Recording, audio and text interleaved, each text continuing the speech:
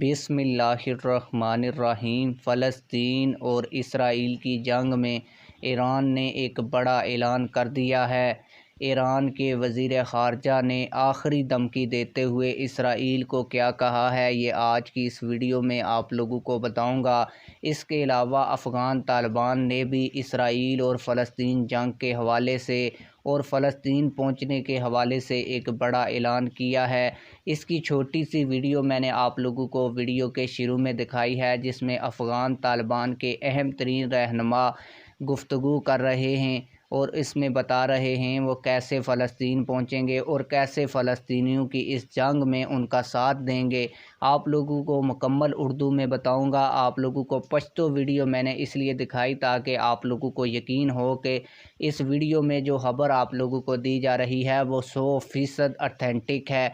Video में आगे बढ़ने से पहले आप लोगों से यही रिक्वेस्ट है, अगर आपने अभी तक हमारे इस चैनल को सब्सक्राइब नहीं किया हुआ तो चैनल को लाजमी से सब्सक्राइब कर लें ताकि आने वाली नई इस तरह की अपडेट्स आप लोगों को बार वक्त मिलती रहें। आप लोगों को बताता चलूँ कि ये जो ख़बर ईरान के हवाले से मैं आप लोगों को दे रहा हूँ, इसको जियो न्यूज़ और पाकिस्तान के तमाम बड़े मीडिया नेटवर्क्स ने भी रिपोर्ट किया है।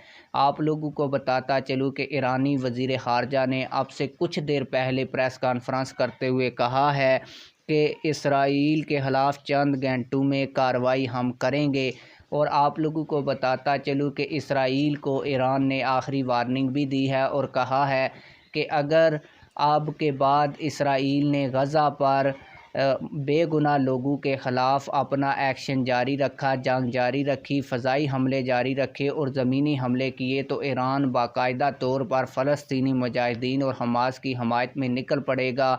और ईरान जब इसराइल के ख़िलाफ़ मैदान अमल में आएगा तो इसराइल के पास कुछ नहीं बचेगा। अगर इसराइल ये चाहता है कि ईरान इस जंग में ना कूदे तो अपनी जो कार्रवाइयाँ हैं वो बंद कर दे। इस हवाले से उन्होंने कहा है कि चंद घंटे का हम इसराइल को टाइम दे रहे हैं, उसके बाद हम बड़ी कार्रवाई करेंगे। इस खबर को तमाम तर मीडिया ने भी रिपोर्ट किया है। तालिबान के एक कमांडर ने एक जलसे से ख़िताब करते हुए फ़लस्तीनियों से क्या कहा, आप लोगों को बताता चलूँ कि इमारत इस्लामिया अफ़गानिस्तान के शेर दिल बहादुर गयूर मुजाहिदीन की इसराइल को ललकार, हम अरबों से दरख्वास्त करते हैं कि अजमियों के लिए फ़लस्तीन तक रसाई के लिए रास्ता खोल दें, हमें बॉर्डर इजाज़त दें ताकि हम फ़लस्तीन तक जा सकें। फिर अरब अपने बच्चों के साथ बैठकर इसराइल और हमारे दरमियान लड़ाई का सिर्फ तमाशा देखें कि हम अपनी कमज़ोर और ज़ईफ़ जंगी साजो सामान से इसराइल का क्या हाल करते हैं।